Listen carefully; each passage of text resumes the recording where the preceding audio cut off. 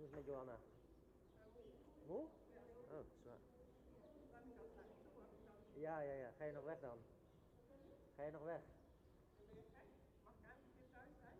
Ja? Gewoon lekker thuis? Ja. Ik wil heel graag even rust. Ja, snap ik. Daar is de boel op orde hebben. Ja.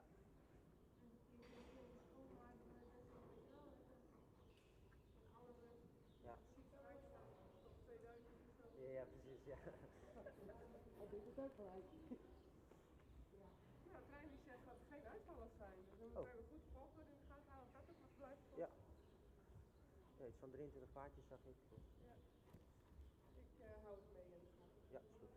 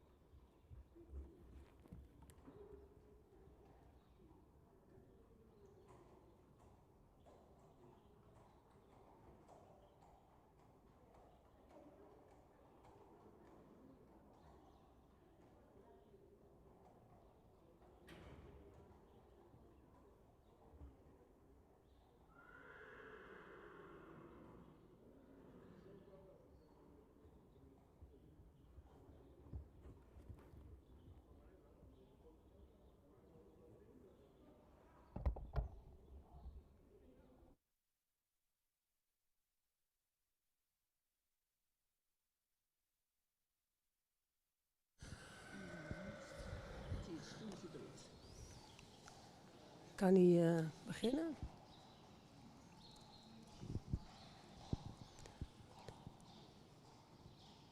Goedemorgen. Allemaal, we wouden graag beginnen met de IBOP. En de eerste deelnemer mag in de baan blijven. Dat is Anne van der Wildervank met Helene de Haas. En als de anderen eruit zijn, Helene, en je bent zover, dan mag je beginnen. Succes!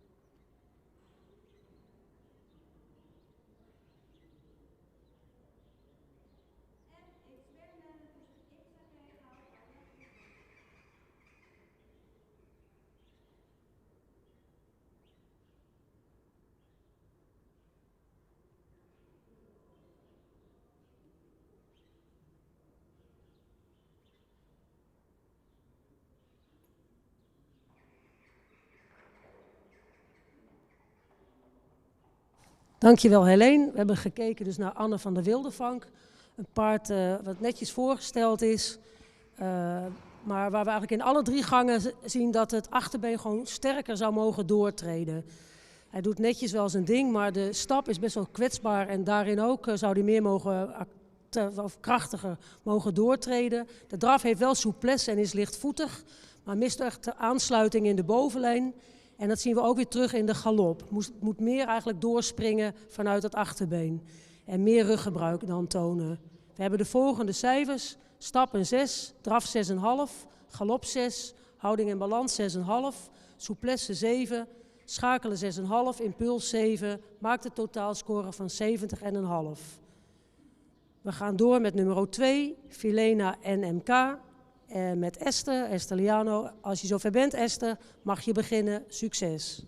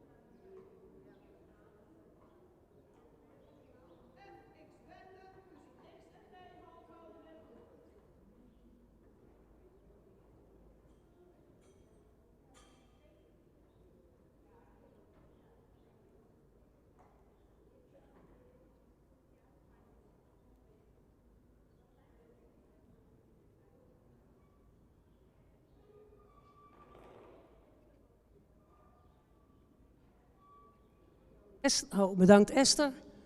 Ook weer netjes voorgesteld, Filena en MK. De stap is vlijtig en taktmatig. En in de draf en de galop hebben we toch wel iets moeite met het dat hij toch wat neerwaarts blijft in alles. Wat we ook weer terugzien in de verruimingen. Dan houdt ze toch wel veel moeite met het gedragen gaan en om een beetje meer vanuit het achterbeen aan te sluiten. Blijft dan daarin dus ook te veel neerwaarts. We hebben de volgende punten. Stap 7, draf 6, galop 6,5, houding in balans 6,5, souplesse 6,5, schakelen 6, impuls 7, maakt een totaalscore van 71,5. We gaan door met nummer 3, Rianne van de Wiegerie met Janneke Volkertsma. Janneke, als je zover bent, mag je beginnen. Succes!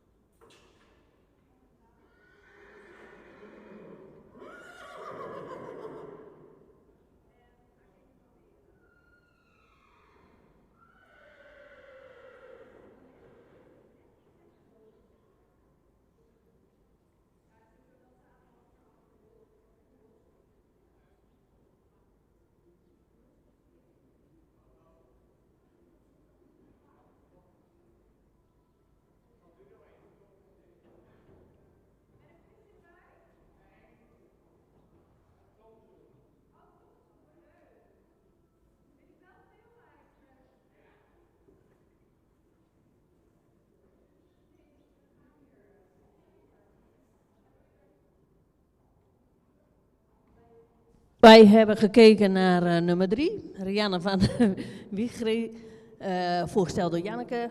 Janneke, het was werken voor jou. Wij hadden de indruk, het paard kwam binnen, we zeggen, er komt een paard met trit in de benen. Komt binnen, interessant paard, maar het paard sluit zich te veel af. En daardoor te weinig aan je hulpen en komt hij niet uit de verf zoals we graag gezien hadden, zoals jij graag gewild had. We zien dat het stappen, hij stapt zuiver. Hij maakt een overstap voor een hoger cijfer, wil we nog meer rek in de bovenlijn. En dat is, die rek in de bovenlijn, dat heeft te maken met het feit dat hij zich afsluit. En dat zien we dan ook in de draf. We zien een paard met op zich een goed achterbeen, maar hij drukt de hals zo op. Als jij zegt ik wil verruimen, en dat komen we zowel in de draf als in de galop tegen, dan zegt hij eerst ik druk de hals naar je toe. En daardoor, hij sluit zich af en houdt zich vast in de rug. En daardoor komt niet uit de verf wat er wel in zit. Maar goed, wat erin zit, wij kunnen geen verwachting punten. Dus het is even wat het is. Maar we zeggen wel, kom alsjeblieft een keer met dat paard weer, want we hebben er wel verwachtingen van. Cijfers. 7 voor de stap, 7 voor de draf, een 6,5 voor de galop. Houding en balans een 6,5, souplesse een 6,5, schakelen een 6,5 en de impuls een 6,5. Geeft een totaalscore van 73,5. Dan gaan we verder met nummer 4, Riks van Eindijk, voorgesteld door Iris Seidsma. Iris, als de baan zo direct vrij is, mag je starten.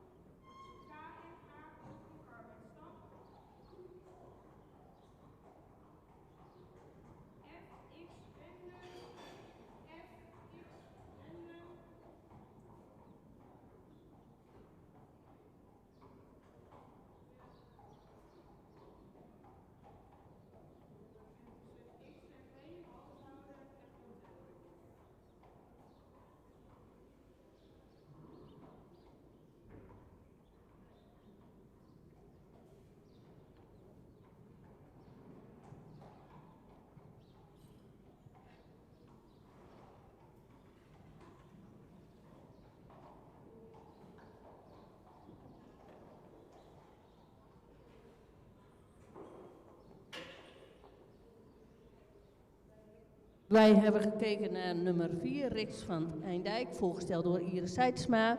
Iris netjes voorgesteld, paard mooi in houding in balans. En de gehele proef. De stap die geeft een iets wisselend beeld. Soms is hij wat gespannen, stapt hij korter. Soms iets ongelijk in de benen, maar op het moment dat hij ontspant, stapt hij gewoon heel correct, mooi taktmatig. En we zien meer ontspanning als gespannen. Alleen die gedeeltes wat wel gespannen is, moeten we natuurlijk wel meenemen. De draf die is taktmatig, maar we willen meer ruimte en afdruk zien. En er blijft dan ook iets te veel vooroverlopen. De galop, dan komt hij mooi opwaarts, maakt goed sprong, is netjes in balans. En in de galop kan hij schakelen, wat in de draf de verruimingen nog wel moeizaam gaan. En dat hij dan ook wel moeite heeft om zijn takt correct te houden. Wij hebben de volgende cijfers gegeven. Een 6,5 voor de stap, een 6 voor de draf, een 7 voor de galop, een 7 voor houding en balans. Een 6,5 voor de souplesse, 6,5 voor het schakelen, een 7 voor de impuls. Geeft een totaalscore van 73 punten. Dan gaan wij verder met nummer 5. En dat is Nova van Jede, voorgesteld door Joey Versnel. Joey, als de baan vrij is, mag je starten.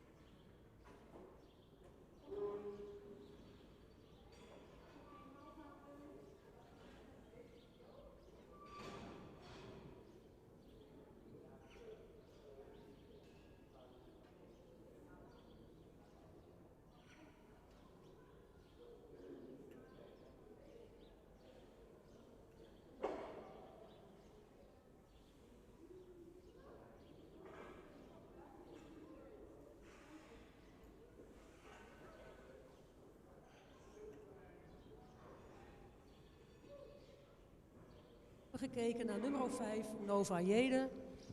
Een paard met een heel aansprekende houding.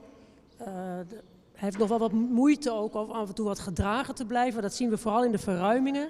De stap heeft wel lengte, maar heeft hier ook nodig dat hij inderdaad ontspant en die hals wat uitlegt. Ja, dan komt hij ook mooi in de takt en dan blijft hij ook ruim. In de draf heeft hij ook veel houding en go. Maar dan zien we dus in de verruimingen dat hij dan eigenlijk wat meer gedragen zou mogen blijven en wordt dan gehaast. Wat we ook in de galop terugzien. In de galop heeft hij wel sprong, mag maar hierin nog wat meer rekken en nog wat meer ruggebruik tonen. We hebben de volgende cijfers. Stap 7,5, draf 7, galop 7, houding en balans 7, souplesse 7, schakelen 6,5, impuls 7,5, maakt de totaalscore van 78 punten. We gaan door met nummer 6, Anna van de Wetterzicht met Tané Visser. Tané, als je zover bent, mag je beginnen.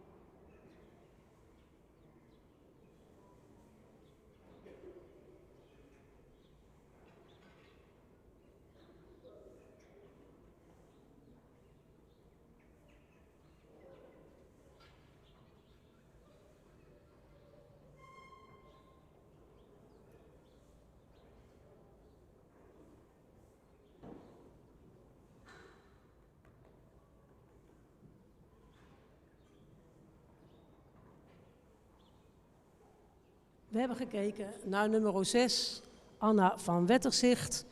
Een paard met wel een heel imponerend front. Maar zou van achteruit eigenlijk in alles nog wat meer mogen doortreden. En ondanks haar leeftijd doet ze nog wel erg groen aan. Wat we dus ook zien in de galop met het aanspringen en met de balans vooral daarin. Dus ja, daar missen we toch een beetje de aansluiting ook van achteruit. Dat ze gewoon sterker door mag blijven treden. Wat we ook zien in de draf, ook in de verruimingen heeft ze daar toch wel veel moeite mee. De stap is wat afgepast, het werd later wel beter en was wel takmatig. We hebben de volgende cijfers. De stap 6,5, de draf 6,5, galop een 6, houding en balans 6,5, souplesse 6,5, schakelen 6,5, impuls een 7, maakt een totaalscore van 71 punten.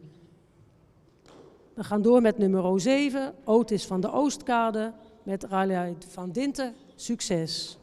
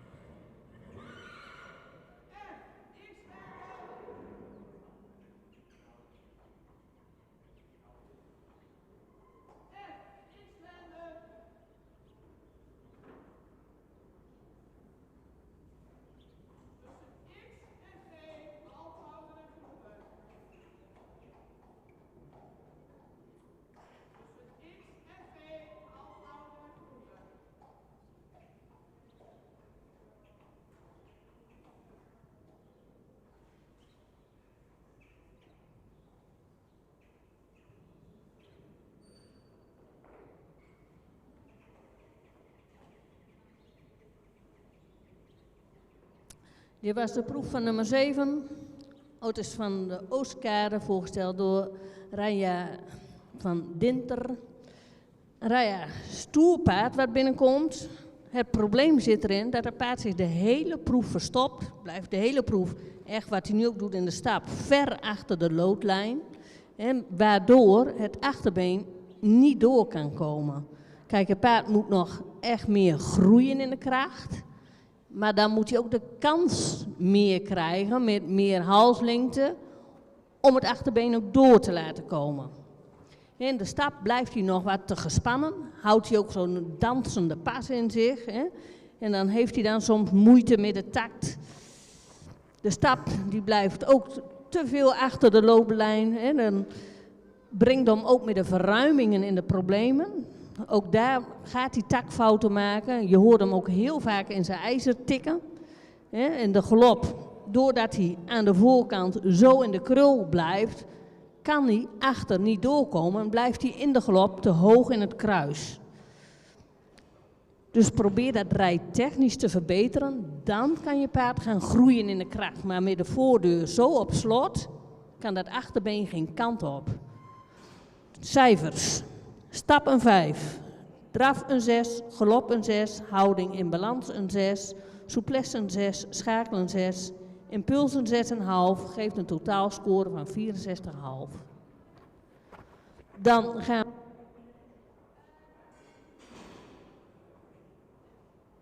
Dat is niet van mij. Dat is van de stal. Oh, shit.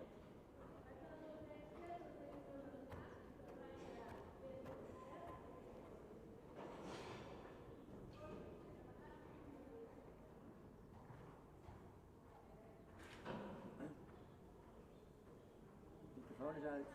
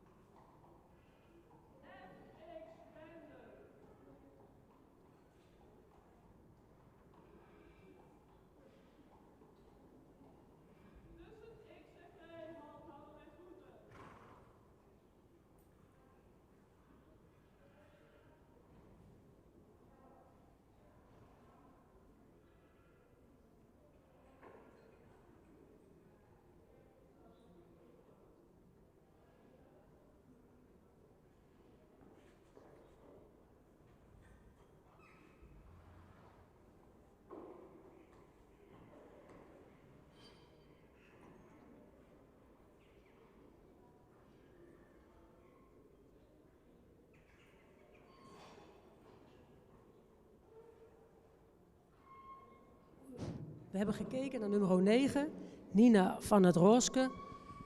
Een paard wat toch wel heel veel moeite nog heeft met de balans en gedragenheid. Wat we ook weer terugzien, dat ze heel veel moeite heeft met taktmatig gaan in de verruimingen sowieso. De stap mist vaak wat activiteit en mist ook het doortreden dan van het achterbeen.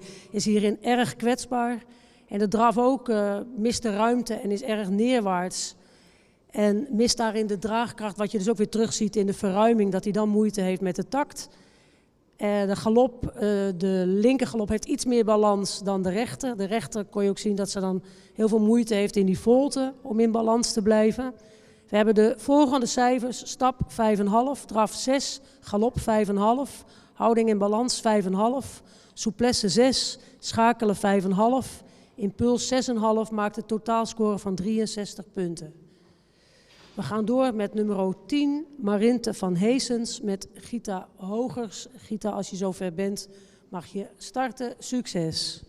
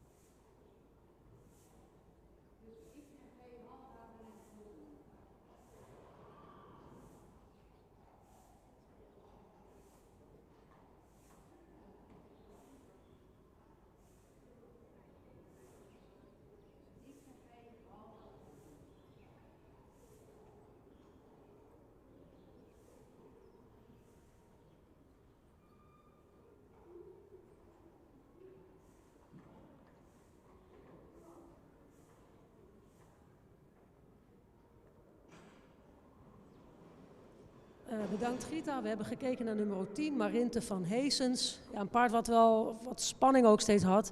En ook in eigenlijk alle 3 gangen dan moeite heeft rug los te laten en lichaamsgebruik te tonen.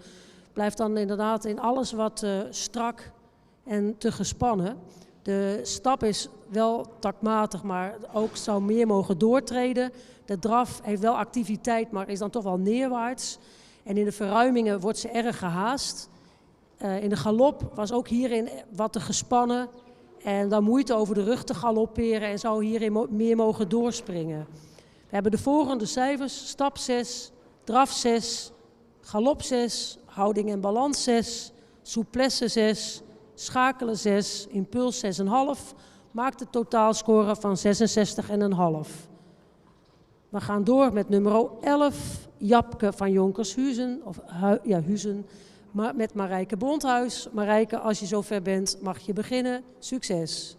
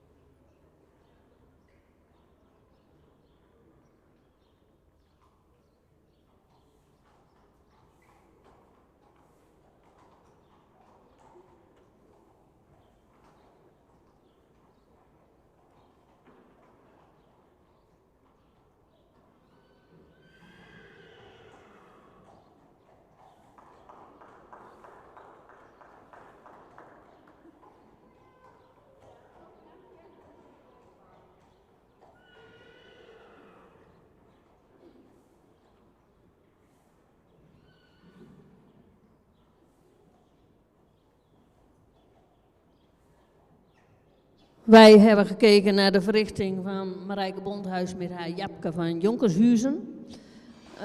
Er komt echt een mooi paard binnen.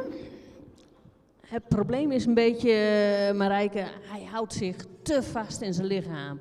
Hè, waardoor het achterbeen gewoon te weinig kan doorkomen in al de gangen. De stap die is gewoon heel kwetsbaar en daarin blijft hij dan wat traag in dat achterbeen. En dat gaat echt ten koste van de tact in de stap.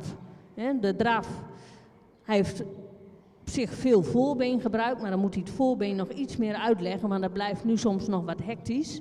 En dan door zijn losgelatenheid, waar we meer willen krijgen, daarmee ontwikkel je dan ook uiteindelijk meer gedragenheid. Van ook in een verruiming, ja, zien we te weinig gedragenheid, wordt hij wat loperig. De galop, daar heeft hij wel een hele mooie balans in, heeft hij ook een hele constante galopsprong. Als je daar ook nog wat meer losgelatenheid in krijgt, kan je nog een mooiere verruiming laten zien. Maar wij vonden wel de galop zijn beste gang. Cijfers. Een 5 voor de stap. Een 6 voor de draf. Een 7 voor de galop. 6,5 voor houding en balans. 6,5 voor de souplesse. 6,5 voor het schakelen. En een 7 op de impuls. Geeft een totaalscore van 69 punten. Dan gaan wij verder met nummer 12, Dirkje H., voorgesteld door Ina van Zeeburg. Ina, als je zo ver bent en de baan is vrij, mag je starten.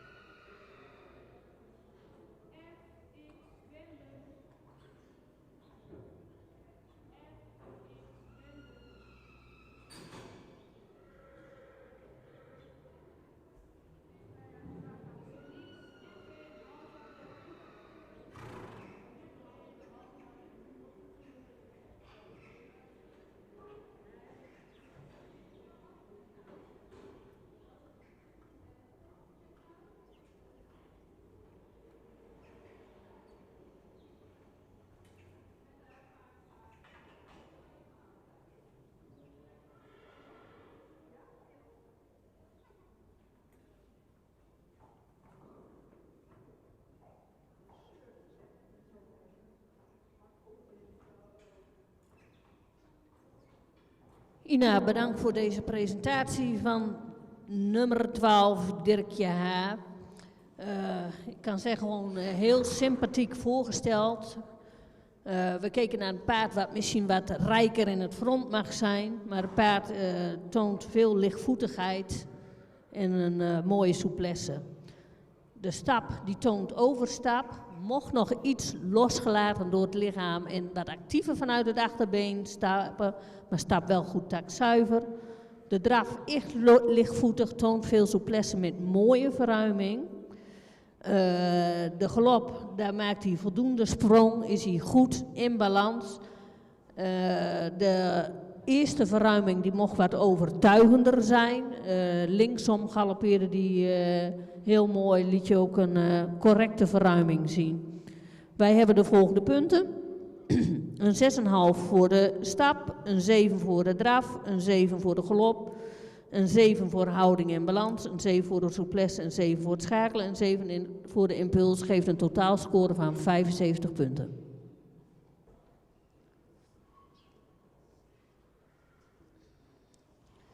Dan gaan wij verder met nummer 13, Saskia van de Waarberg, voorgesteld door Sabine van de Loenhorst. Ja, je naam was een beetje in de vouw, Sabine. En ik weet echt niet hoe je heet, dus als de baan vrij is mag je starten.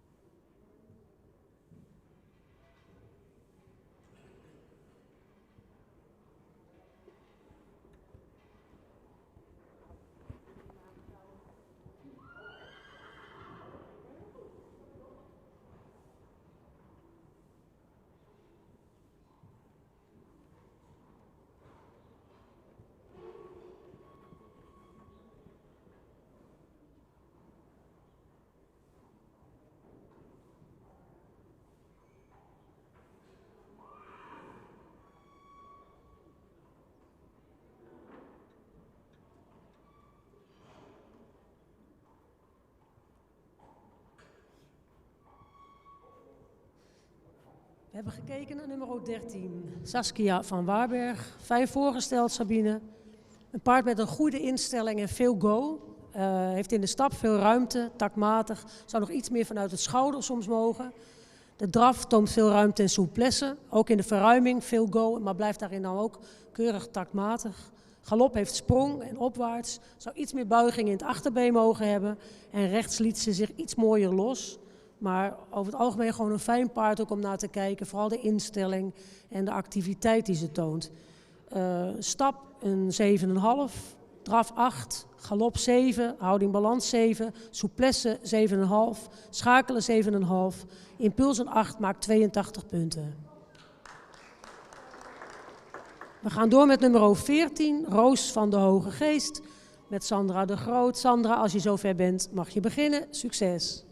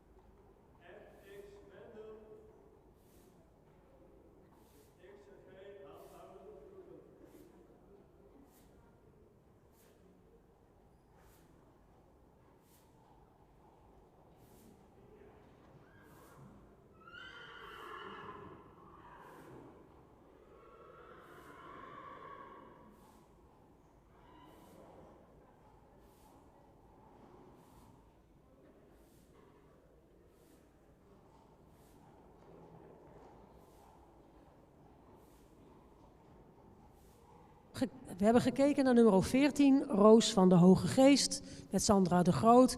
Een paard wat opvalt door een hele mooie houding, mooi constant. En blijft ook in de draf en in de galop mooi opwaarts. In de stap mist er nog wel een beetje ruimte, dus af en toe nog wat afgepast. Blijft hier wel mooi taktmatig.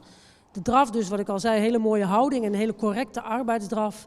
In de verruiming moet ze nog echt wat aan kracht winnen. Daar heeft ze nog wel wat moeite mee. Wat daarentegen in de galop wel opvalt, dat ze juist daarin ruimte heeft en sprong. En daar eigenlijk wel wat makkelijker tot verruimen komt en ook meer kracht laat zien. We hebben de volgende cijfers. Stap 6,5, draf 7, galop 7,5, houding en balans 7,5, souplesse 7, schakelen 7, impuls 7,5. Maakt het totaalscore 78,5. We gaan door met nummer 15, Nine van de Hameren met Jelmer Ketelaar. Jelmer, als je zover bent mag je zo beginnen. Succes!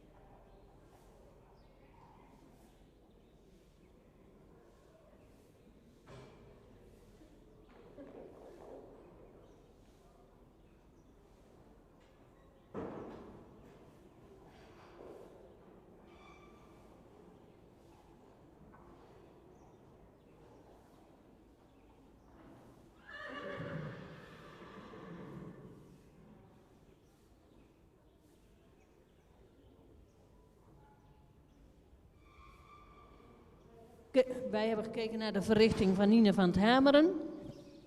Jelmer goed voorgesteld. We keken naar een hele leuke merrie. Veel trit in de benen, veel houding. Stapt goed in de takt, stapt actief.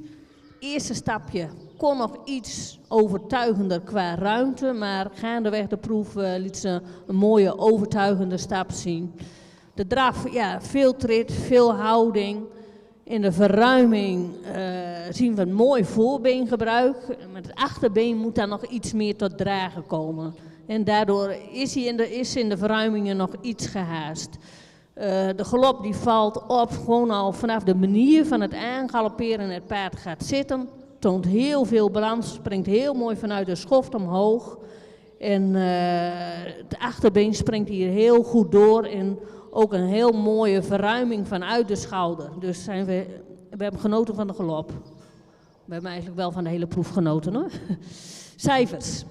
7 voor de stap, 7 voor de draf, 8 voor de galop, 7,5 voor houding en balans, 7,5 voor de souplesse, 7,5 voor het schakelen en een 8 voor de impuls brengt je naar 82 punten.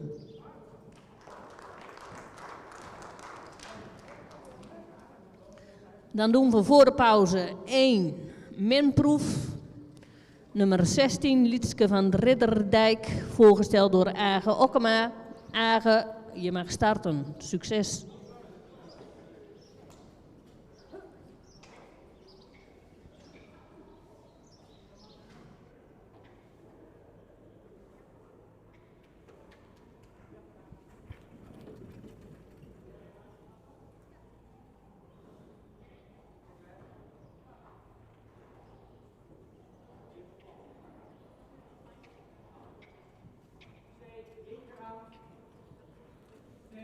Linkerhand.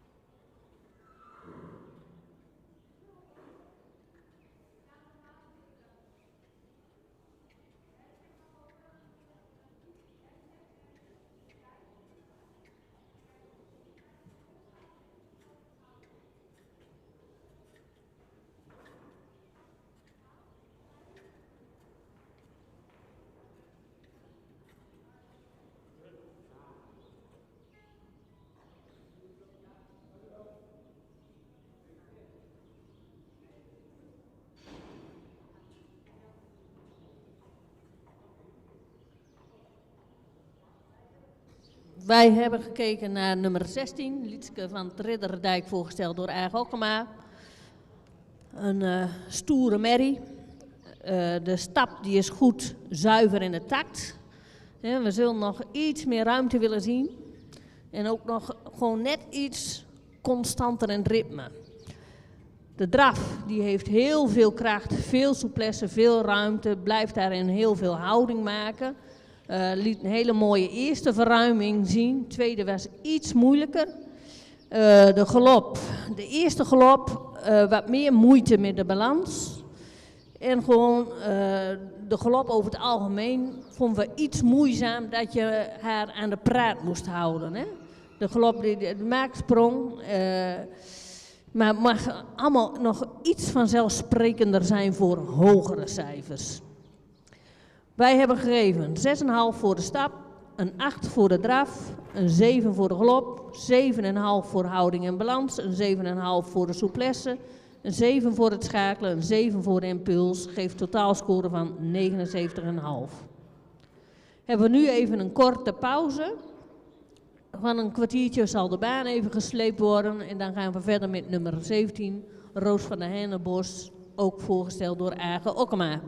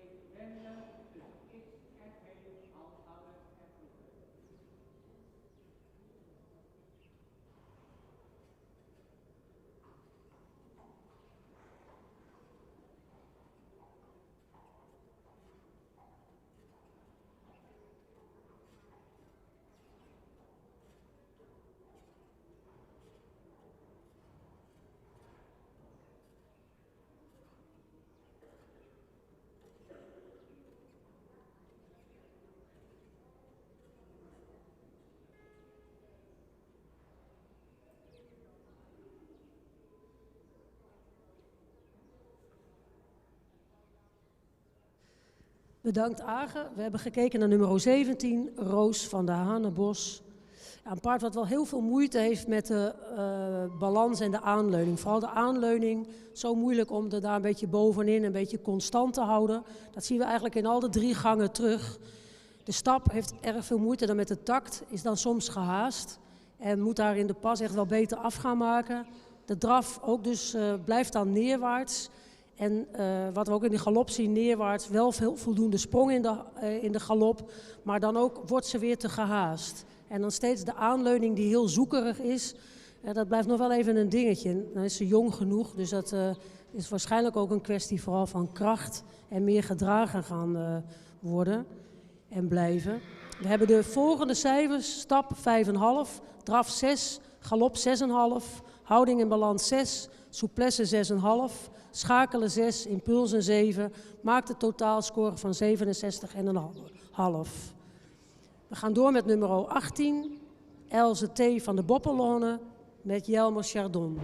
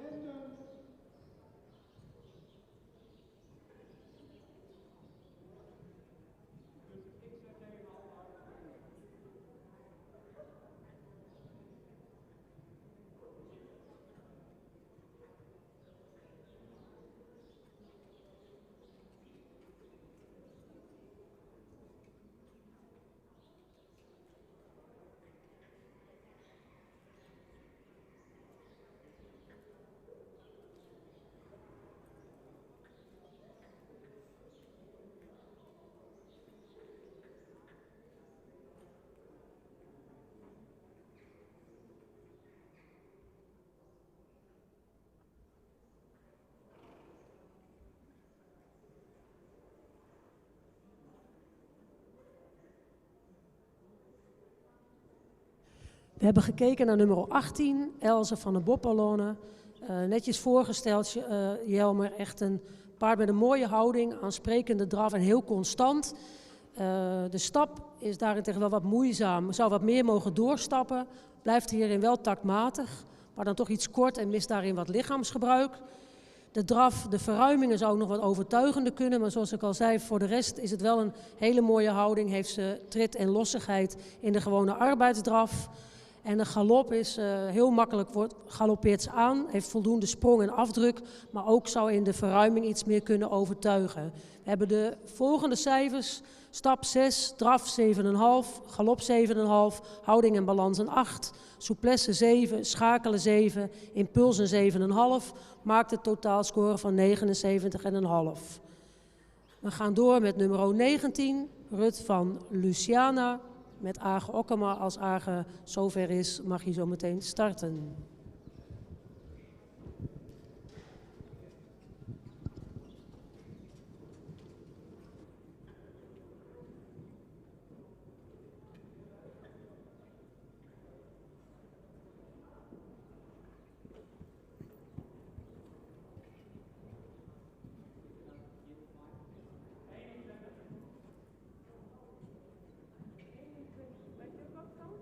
Ja? 21. Oké.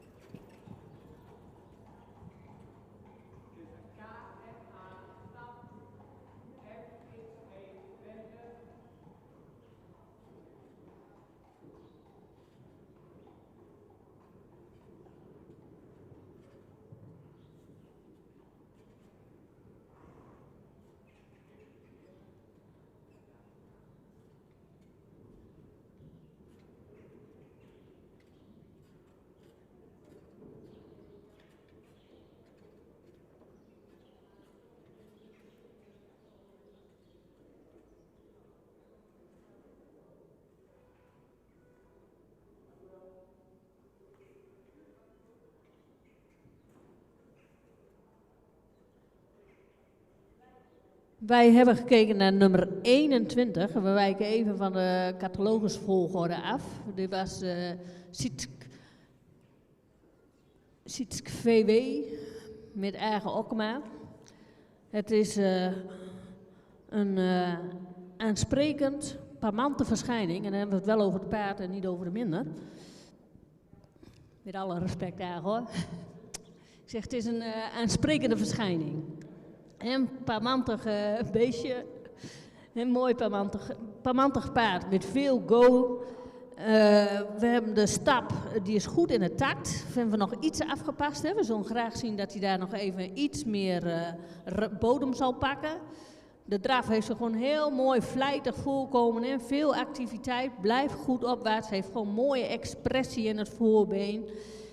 Kan daarin een hele mooie verruiming al laten zien voor een paard van deze leeftijd.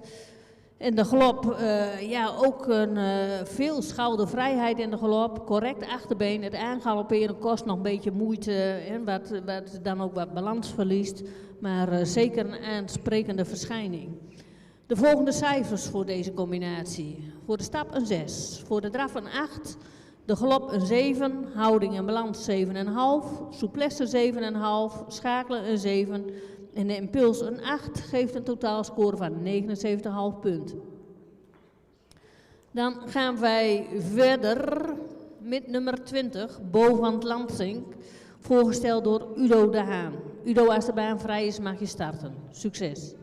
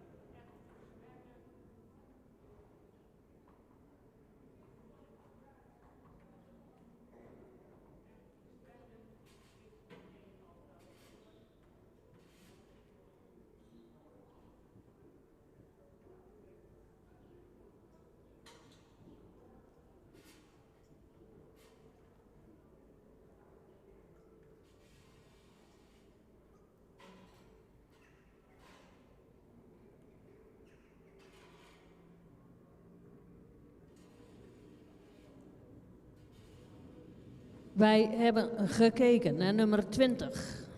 Boven aan het Lansing, voorgesteld door Udo. Udo, bedankt voor deze prachtige presentatie. Wat een imponerend paard. Wat het werk zo ogenschijnlijk met heel veel gemak doet. Het is, de stap kunnen we nog iets van vinden. Hij stapt goed in de takt, is actief, maar zal hierin wat meer ruimte mogen tonen. De draf is zeer imponerend, met veel afdruk. Opvallend goede verruiming, met veel kracht, zweefmoment en souplesse. De galop is opwaarts met veel balans, een heel goed schakelvermogen ook in de galop. De manier van aangalopperen vonden wij ook echt magnifiek. Gewoon, dat paard gaat zitten, vertrekt en iedere sprong is dan hetzelfde. Dus kortom, hele goede presentatie van het paard. Cijfers, stap 6,5, draf 8,5, galop een 8, houding en balans een 8. Souplesse een 8, het schakelen 8,5, dus ook vanwege het mooie aangalopperende, hele mooie verruimingen die je paard laat zien. De impuls een 8, totaalscore 86,5.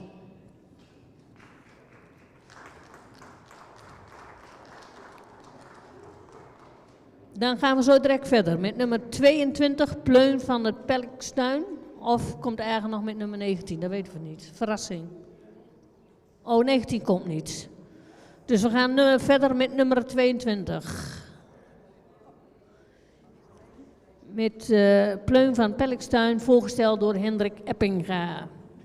Hendrik, jij mag starten zodra de baan vrij is. Succes!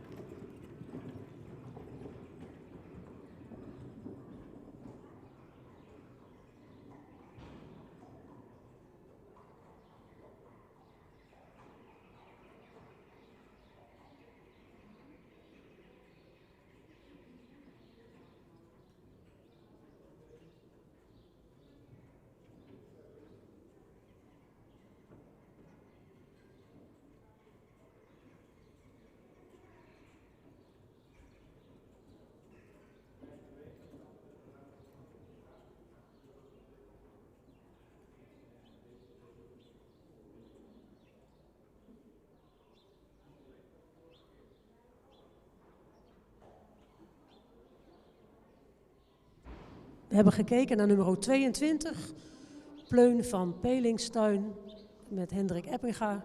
Fijn voorgesteld, Hendrik. Een paard met een mooie houding, heel vlijtige merrie. Kan goed stappen, resoluut en taktmatig. De draf heeft vooral veel activiteit. Heeft nog wel wat moeite met de verruiming.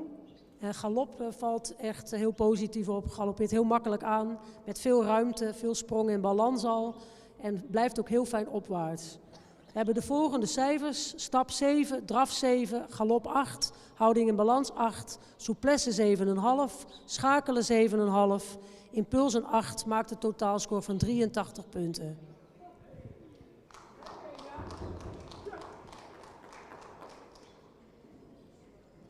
We gaan dan door met nummer 23, Man van het Brillenhof met Aag Okkema. En die zien we zo wel in de ring verschijnen.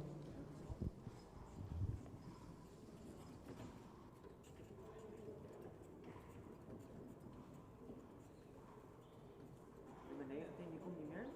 Ik denk niet. Ja, met 23? Ja. En Jorik kan net meer?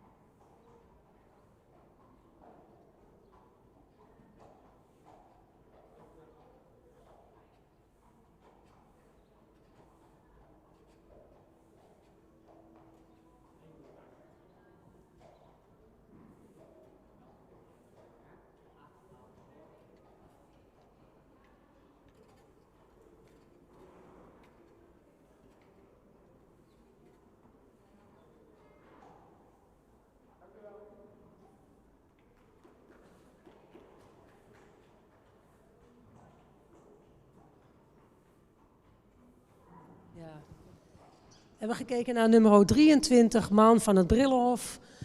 Een paard met veel front. Wel imponerend daarin. De stap zou nog wat meer ruimte mogen, maar is wel taktmatig. De draf is ook taktmatig en correct. En een mooi voorbeen zou achter af en toe nog iets meer mogen dragen en doortreden, wat we dan ook zien in de verruiming. De galop vinden wij de beste gang. Hij grijpt mooi naar voren, blijft heel mooi in balans, blijft heel mooi bergop. Galoppeert ook heel makkelijk aan, komt ook mooi terug. We hebben de volgende cijfers. 6 op de stap, 7 op de draf, 8 op de galop, houding in balans 7, souplesse 7, schakelen 7,5, impuls 7,5 maakt 78 punten. Dit was tevens de laatste menner. Bedankt voor het kijken en tot de volgende keer.